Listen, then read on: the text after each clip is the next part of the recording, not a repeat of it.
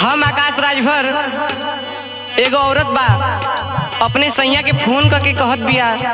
कि रजाई तो फाट गईल आ जो नयकी रजाई रहल तेवन तो बाबूजी ले ले हैं। तो कहत बा कैसे, हे सैया एक दैया, हे सैया एक दैया आई नहीं जाता,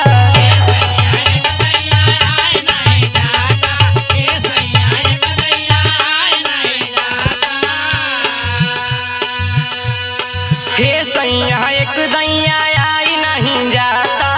दिलवा के मनसा पुराई नहीं जाता, दिलवा के मनसा पुराई नहीं जाता। हे सैया एक दैया आई नहीं जाता,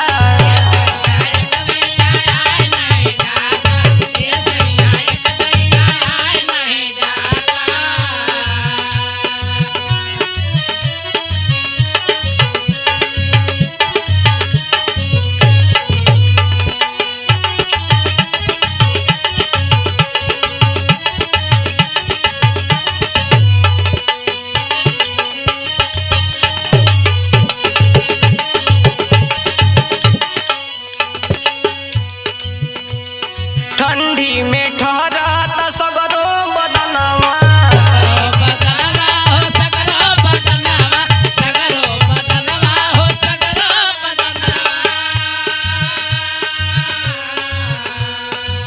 ढही के तू गाड़ी घरे आजा सजनवा,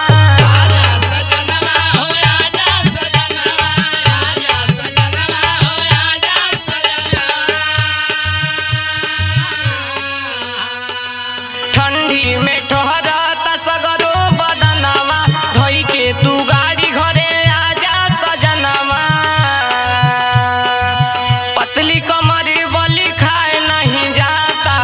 पतली कमरी बली खाए नहीं जाता।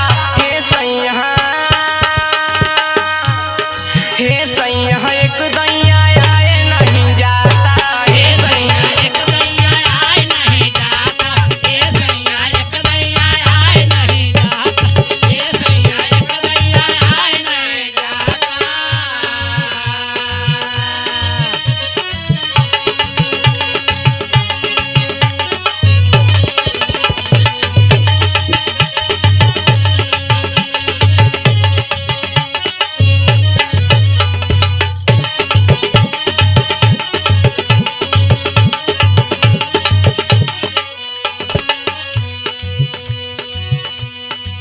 सुबह से शाम याद तुहरी सतावे,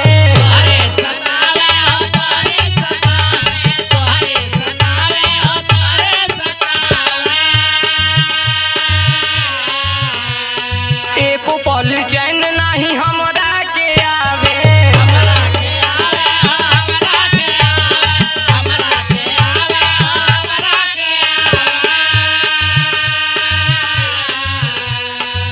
सुबह से शाम याद तोहरी सतावे, एको पल चैन नहीं हमरा के आवे,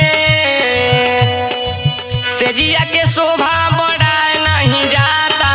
सेजिया के शोभा बढ़ाए नहीं जाता। हे सैया एक दैया आए नहीं जाता, हे सैया एक दैया आए नहीं जाता, हे सैया एक दैया आए नहीं जाता।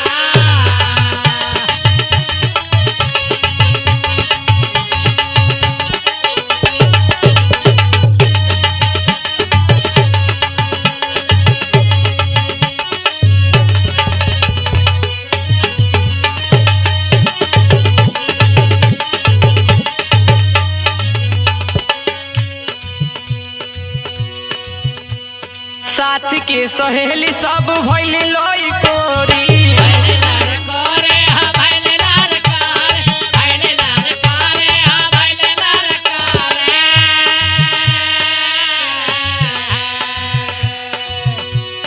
गाँवपुर केहू नहीं देखे हमरा ओरी,